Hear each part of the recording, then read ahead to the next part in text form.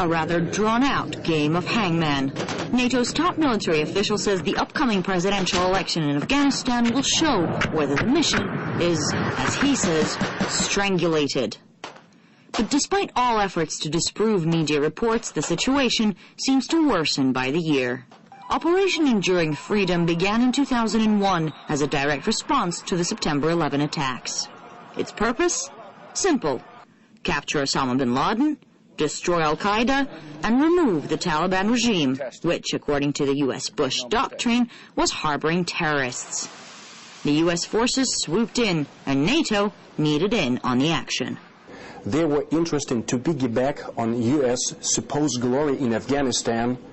Afghanistan was a litmus test for NATO to realize in their soul searching that they have overlived their destination, their vision, their historical mission. They belong to the dustbin of history, as Ronald Reagan used to say.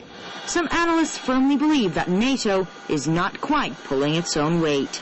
Operational updates on the ground actually say that we unfortunately are losing the war there. The Taliban has actually increased their insurgent attacks. The number of ambushes, roadside bombings, IED attacks are actually skyrocketed.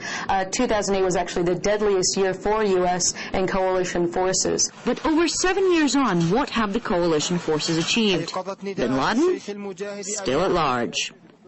Al-Qaeda? Continues to operate. And the Taliban have tighter control on Afghanistan. According to recent statistics published by the International Council for Security and Development, in 2007 the Taliban controlled 54% of Afghanistan. 2008, that percentage grew to 72%. ICOS says the Taliban are closing a noose around the Afghan capital, Kabul.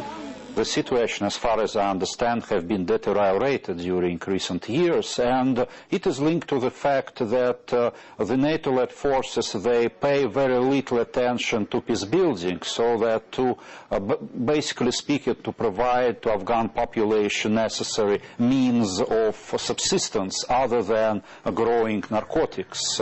Strangely enough, NATO officials disagree vehemently with this point of view.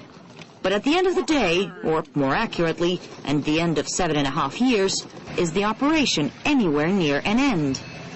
We can imagine the day. I don't think we are anywhere close to the day at this point. With stability in Afghanistan nowhere close and geopolitical interests high, imagine may well be the only option for now.